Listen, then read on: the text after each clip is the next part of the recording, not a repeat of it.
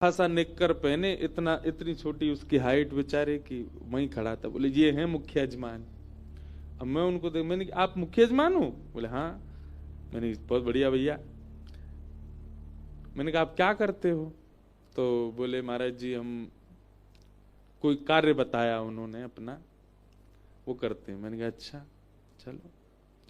जब उनकी व्यवस्था देखी हमने, तो ऐसे बड़े बड़े उद्योगपति भी व्यवस्था नहीं करते, नाक मुंह मोड़ते हैं, ये नहीं होगा, ये नहीं होगा, ऐसे नहीं होगा, ये होगा, हमारी तरह से होगा। महाराज जी को हमने बोला हम जैसे चाहेंगे वैसे बैठेंगे, जहां चाहेंगे वहां रहेंगे, हम जब बुलाएंगे तब आएंगे। सब लोग अपना अपना करते हैं, पर ऐसी उत्तम व्यवस्था। तो हमने संकोच में एक दिन उनसे पूछा, मैंने कहा आप एक बात बताओ, इतनी सुंदर व्यवस्था आपकी कैसे हुई? बोले महाराज जी हम आपसे बताना ही चाह रहे थे, हम पे तो श्री जी ने कृपा की। ये कथा हमको लाडली जी की आज्ञा से मिली है। मैंने कहा मतलब? बोले गलती से हमारे अकाउंट में 50 लाख रुपए आ गए। मैंने कहा हैं? बोले हाँ। बोले बैंक से हमको फोन आया, बोले बहुत बड़ा ट्रांजैक्शन हुआ आपके अकाउंट में। तो हम बैंक गए, बैंक वालों से जाके कहा भैया इतना बड़ा ट्रांजैक्शन आया, गलती से आ गया है, हमारा तो हो नहीं सकता, जिन्होंने भेजा है उनको आप कॉल करो। तो बोले कॉल किया महाराज जी, कोई वो था, कोई फाउंडेशन थी, कोई ट्रस्ट था। बोले किसी ने फोन नहीं उठाया। बोले फिर हमने उनको मैसेज डाल दिया। तो बैंक वालों ने कहा देखिए 15 दिन में अगर इनका रिप्लाई आ जाता है और ये लोग अगर अपना पैसा वापस लेने की करते हैं जिज्ञासा तो ठीक है, नहीं तो आप बताओ। बोले नहीं तो हम कथा कराएंगे भैया इससे, और क्या है। बोले महाराज जी 15 दिन तक हमने श्री राधा हे श्यामाजू हे किशोरी जी। मन में ये भी भाव था कि भाई गलत पैसा यूज नहीं करना है, वो व्यक्ति जिसका भी ये बेचारा ले ले वापस, लेकिन मन में हो रहा था हे श्यामाजू कथा तो हम करा लेंगे, लेकिन हमको ऐसी करानी कि पूरा शहर आवे, सबकी भोजन की व्यवस्था हो, सबका लंगर हो, सबका भंडारा हो, और हम महाराज जी कथा सुनते हैं, हम इनको पूरे इनकी मंडली आवे, सब आवे। हमारा इतना खर्चा नहीं, खर्चा व्यवस्थाओं का खूब है। तो बोले महाराज जी 15 दिन हो गए, कोई फोन कॉल। वो बैंक वाले बोले आपको तो बधाई है, अब इसका टैक्स वगैरह जमा करवा देना जो भी है। बोले महाराज जी हमने फिर मन बना लिया कि इससे 1 रुपया भी अपने घर के लिए नहीं लगाना है, सबसे बोले सब कथा में लगाना। कथा कराई, ऐसी अद्भुत कथा। फिर एक दिन बोले महाराज जी हमारे घर चलो। मैंने की चलो। जब मैं उनके घर गया, एक बहुत संपन्न व्यक्ति के यहाँ किराए पे एक कमरे में रहते हैं वो। तो जब मैं घर पे गया तो नीचे जो घर के लोग स्वागत कर रहे, मैंने कि आपके परिवार? नहीं महाराज जी ये हमारे मकान मालिक हैं, हम तो उनके यहाँ किराए पे रहते हैं। मैंने कहा आपका घर कहाँ है? बोले ऊपर है, हम ऊपर छत पे हमारा कमरा, वहां रहते हैं। ऊपर ले गए, 2-3 कमरे थे वहां, हॉल था, और उनके यहाँ सच में हृदय से ऐसा भाव आया कि सच में इनकी कथा श्री जी ने ही करवाई। अब भी मिलने आए, मैंने की कोई इंक्वायरी आई? बोले कोई फोन ही नहीं आया महाराज जी, ट्रस्ट वाले डाल के भूल भाल गए, कहां गए पैसा।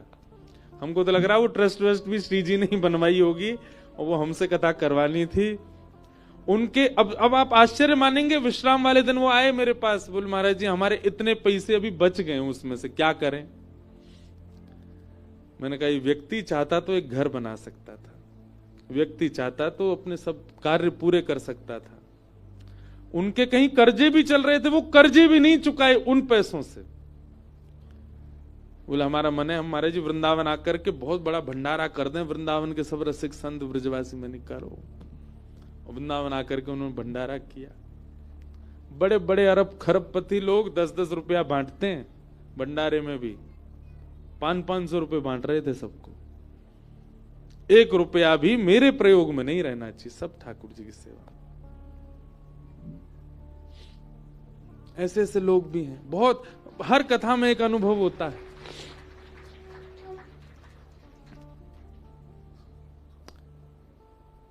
तो कृपा साध्य है कथा। आप लोग भी जपना शुरू कर दो, आपके अकाउंट में भी आ जाए गलती से। सीधी बात यह है भैया, जिन सज्जन ने वो कथा कराई उनके अकाउंट में पैसा नहीं था, उनके अकाउंट में ठाकुर जी का नाम था। ठाकुर जी का इतना भजन उनके पास था, ठाकुर जी की ऐसी कृपा थी उनके ऊपर कि कैसे भी करके योजना बनी, कथा हुई। तो गुरुजन, संतजन, वैष्णवजन, उनकी आज्ञा जो होती है ना, वो सामर्थ्य भी देते हैं आज्ञा के साथ। आप बस उसमें पालन करने लग जाओ। अगर आपको मना कर दिया आचार्यों ने कि नहीं जाना वृंदावन, तो नहीं जाओ, और कह दिया कि बद्रीनाथ चले जाओ, तो चले जाओ। सामर्थ्य भी गुरु अपनी आज्ञा के साथ दे रहे हैं आपको, आपको उस पर विचार नहीं करना, आप बस निकल पड़ो उस मार्ग पे। रक्षा करेंगे गुरुदेव। करके तो देखें, हमने किया है नहीं, पहले ही सोच लेते हैं इतनी बड़ी आज्ञा कर रहे हैं, कैसे करेंगे हम। और गुरुदेव क्या, गुरुजन क्या आज्ञा करते हैं, ज्यादा से ज्यादा ये कहेंगे कि भाई ऐसा मत करो, इस स्वभाव को बदल दो, नाम जब प्रारंभ कर दो, ऐसा खाना पीना छोड़ दो, ऐसे व्यवहार वाले व्यक्ति के साथ मत रहो, आदि आदि, यही सब तो आज्ञा करते हैं गुरुजन। और क्या आज्ञा करेंगे। आप बस उस आज्ञा का पालन करने का मन बनाइए। सामर्थ आपकी नहीं, गुरुदेव की होती है, वही देते। आत्मदेव जी ने अपनी पत्नी को फल दिया, फल गैया को खिला दिया, गर्भ से गोकर्ण नाम का बालक उत्पन्न हुआ, और स्वयं एक सहेली के बालक को ले आई, उसका नाम धुंधुकारी रखा। धुंधुकारी दुष्ट हुआ, माता पिता का अपमान करने वाला हुआ। सबसे बड़ा कष्ट है जीवन में कि संतान के द्वारा माता पिता को पीड़ा पहुंचाना। एक बात याद रखिएगा, ये प्रेतों के नाम सुने, भूत प्रेत पिशाचनी डाकनी, ये जो होते हैं ना, ये कौन बनते हैं। उनके कोई 10 लक्षण हैं, उनमें सबसे पहला लक्षण, जो माता पिता वैरी होते हैं, प्रेत बनते हैं। गौ वांश भक्षी होते हैं, प्रेत बनते हैं। ब्राह्मणों का तिरस्कार करने वाले प्रेत बनते हैं। ये प्रेत बनने वालों के कुछ लक्षण, उनमें एक प्रथम लक्षण है माता पिता से द्वेष करने वाले। हमारी एक बात सुनिए, कई लोग पूछते हैं कि बच्चों को हम आध्यात्म पथ पर कैसे लेके आए, महाराज जी हम बच्चों को कैसे भक्ति भाव सिखाएं। हमारी बात माने तो हम स्पष्ट रूप से कहें, बच्चों को बचपन से ही हनुमान चालीसा, बच्चों को बचपन से ही गायत्री मंत्र, बच्चों को बचपन से ही श्लोक आदि, ये सब रटाना इतना आवश्यक नहीं है।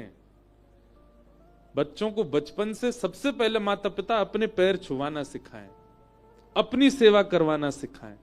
दादा दादी नाना नानी इनके चरण दबाओ। जैसे बच्चे 5-6 साल के हो जाते हैं, रात में स्वयं बैठाओ अपने कमरे में और कहो पैर दबाओ, हमारे दबाओ, सेवा करवाओ। माता पिता और घर के श्रेष्ठ जनों का यदि वो बालक सेवक बन गया बचपन से, तो आध्यात्मिक वो अपने आप बन जाएगा एक उम्र में आके। हमने उनको बड़े जनों की, गुरुजनों की सेवा नहीं सिखाई, सीधे उनको भगवान का भगवान से पहले माता पिता गुरु के सेवक तो बने हुए। मैं घरों में जाता हूं, छोटे छोटे बच्चे गायत्री मंत्र बोल रहे हैं, अच्छा लगता है, चलो ठीक है कुछ तो सिखा रहे हैं माता पिता, पर उनको प्रणाम करना नहीं आता, उनको दंडवत करना नहीं आता। सबसे पहले मातृपितृ भक्त बनाओ बालकों को, भगवत भक्त वो अपने आप बन जाएगा। जो मातृपितृ भक्त नहीं है वो भगवत भक्त कभी नहीं बन सकता। अपनी सेवा सिखाओ। प्रहलाद जी महाराज के चरित्र में आता है कि हिरण्यकश्यप ने क्या नहीं किया, हर तरीके से मारने का प्रयास किया प्रहलाद जी को, पर प्रहलाद जी फिर भी जब भी अपने पिता के सामने जाते सिर रख के प्रणाम करते थे। और यही उनकी भक्ति थी कि इस भजन के प्रताप से मातृ पितृ में कभी दोष नहीं देखा प्रहलाद जी ने। पिताजी भले ही ठाकुर जी को कितनी भी गालियां देते थे, पर फिर भी वो यही भाव से देखते थे, ये मेरे गुरु हैं, ये मेरे पिता हैं, इन्होंने, इनकी कृपा नहीं होती तो मैं कैसे आता जीवन इस संसार में। और यही भक्ति उनकी प्रधान थी, जिसके कारण श्री नृसिंह भगवान प्रकट हुए, क्योंकि उन्होंने कभी पिता को हीन दृष्टि से नहीं देखा। आजकल के बच्चे सब कर रहे हैं, गंगा जी में नहा रहे हैं, तीर्थ भी जा रहे हैं, पर घर में बैठे लक्ष्मी नारायण माता पिता के रूप में उनको नहीं बज रहे, उनको नहीं पूज रहे। हम तो बच्चों से कहेंगे कभी कभी ना छुट्टी हुआ करे, घर में कुछ कोई आना जाना नहीं कहीं, माता पिता का ही श्रृंगार करो, उन्हीं की पत्रावली बना दो, उन्हीं को ही लक्ष्मी नारायण मान के उन्हीं की सेवा करो, उन्हीं में ही प्रत्यक्ष ठाकुर जी का दर्शन कर लो। अरे प्रमाण है, महाराष्ट्र की भूमि पर प्रकट हुए भगवान श्री विट्ठल, जो पुंडलीक अपने माता पिता की सेवा करता था, कोई नाम नहीं, कोई यज्ञ नहीं, कोई भजन नहीं, कोई तप नहीं, केवल माता पिता की चरण सेवा से भगवान श्री विट्ठल को प्रकट कर दिया। हम लोग भूलते जा रहे हैं उस भाव को। प्रेम करते हैं हम, सेवा नहीं करते। सेवा भी करो। हम तो कथा में बहुत व्यस्त रहने लगे, हम तो अपने माता पिता के साथ ही नहीं रहते।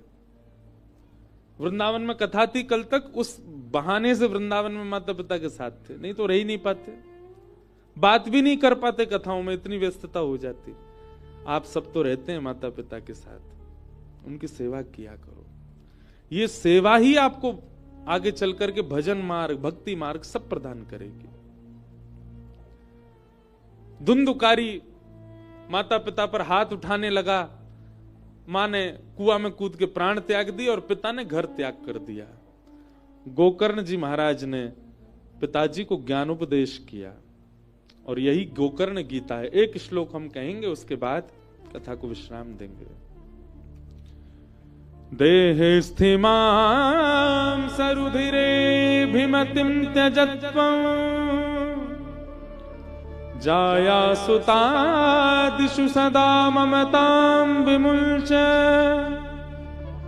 पश्यानिशं जगदिदं क्षणभङ्गुनिष्ठं वैराग्यरागरसिको भवभक्तिनिष्ठ। सब लोग बहुत ध्यान से सुनो। जब गोकर्ण जी महाराज के सामने उनके पिताजी बैठ करके बोले, बेटा मैं अपने पुत्र से बहुत दुखी हूं।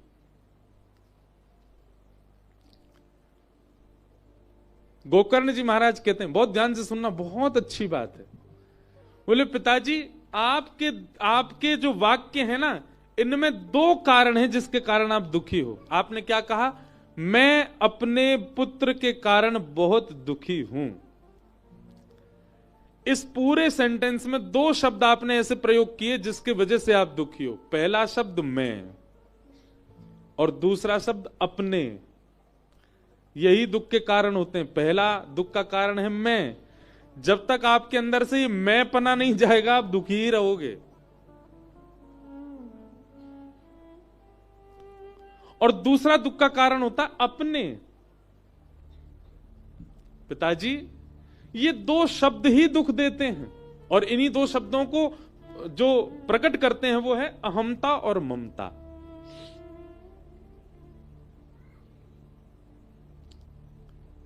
सबसे पहले दुख का कारण है मैं। हमारे अंदर ये देहाभिमान है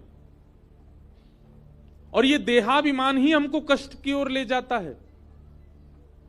मेरे साथ ऐसा हो गया, मैंने ऐसा किया, मैंने वैसा किया, मुझसे ये हुआ, मेरे साथ यूं कर दिया, यही दुख का कारण बन जाता है। ये मैं शब्द यदि हट जाए, मतलब देहाभिमान यदि शून्य हो जाए व्यक्ति, उसको कभी दुख नहीं हो सकता। और दूसरा मेरा। अच्छा एक बात, हम लोग अभिमान क्यों करते हैं अपने ऊपर? क्या ये देह हमारा दास है या ये देह हमारे वश में है? बिल्कुल भी नहीं। सत्य बताएं तो ये देह थोड़ा बहुत हमारे वश में रह के हमको धोखे में डालता है कि मैं तुम्हारा ही हूं।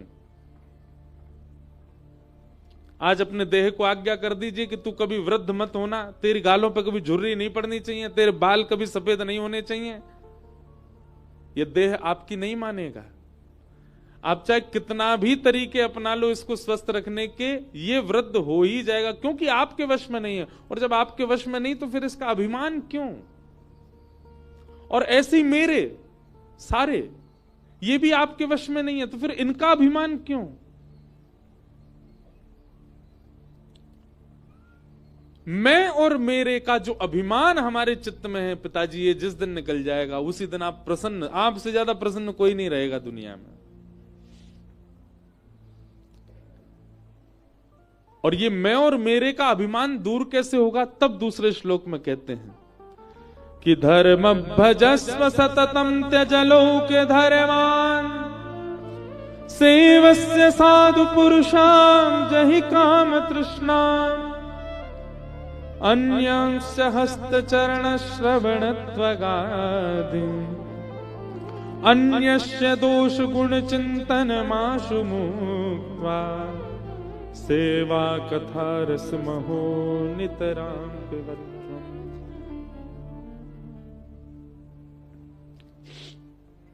सेवा कथा रस महो नितरां पिबध्वम्। ये दो चीज आपके जीवन में आ जाएं। पहली सेवा, भगवत सेवा, धाम सेवा और ठाकुर सेवा, और दूसरी कथा श्रवण। ये दो चीज अगर आपके जीवन में आ गई, सेवा और कथा, धीरे धीरे आपका देह अपने आप अहमता और ममता से शून्य हो जाएगा। आपसे ज्यादा प्रसन्न दुनिया में कोई नहीं रहेगा। इस प्रकार ज्ञान उपदेश किया, वही ज्ञान उपदेश सुन करके आत्मदेव जी ने अपने जीवन का कल्याण किया। धुंधुकारी मर करके एक प्रेत बन गया, भागवत की कथा से वो प्रेत योनि से मुक्त हुआ। इस प्रकार भागवत जी का महात्म्य सुनाया गया। बहुत अतिकाल हुआ है, आप सब लोग खूब दूर दूर से आए हैं, और जो हमारे कथा के सब लोग हैं बेचारे शोभा यात्रा से आए, सीधे हमने कथा सुना, बैठो सुनो कथा। कई अन्य कछु पायो भी नहीं होगो, खायो भी नहीं होगो, हम भी भूखे हैं, ऐसी चिंता नहीं करो। तो आज का ये मंगल सत्र हम लोग यहीं विराम देते हैं।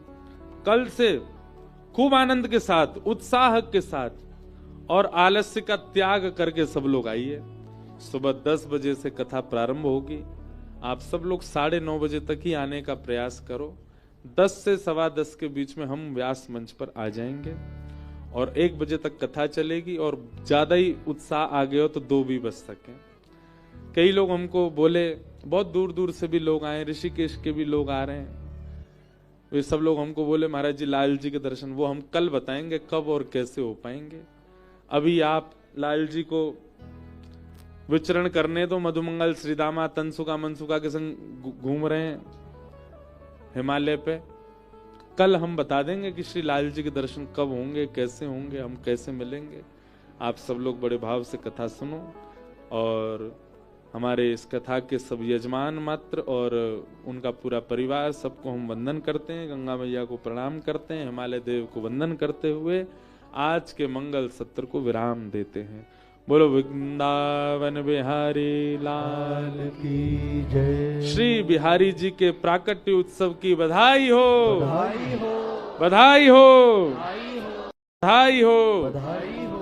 राजा रामचंद्र भगवान और श्री सियाजू के विवाह की बधाई हो, बधाई हो, बधाई हो। ऐसे मंगल भाव के साथ आज की कथा को हम विराम देते हैं। जय राधे राधे राधे गोविंद राधे राधे राधे राधे गोविंद राधे राधे राधे गोविंद राधे राधे राधे राधे गोविंद राधे गोविंद राधे गोपाल राधे गोविंद राधे गोपाल राधे श्री गोविंद राधे गोपाल राधे गोविंद राधे गोपाल राधे राधे राधे राधे गोविंद राधे राधे राधे राधे गोविंद राधे श्री राधे राधे राधे गोविंद राधे राधे राधे राधे गोविंद राधे गोपाल राधे गोविंद राधे गोपाल राधे गोविंद राधे गोपाल राधे गोविंद राधे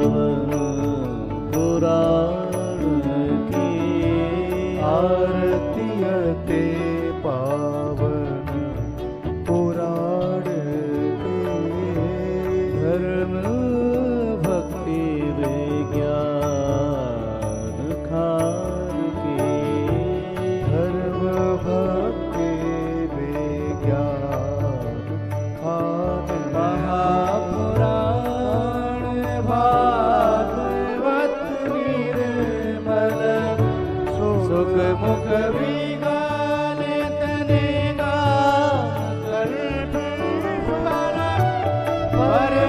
परमानंद सुधारस में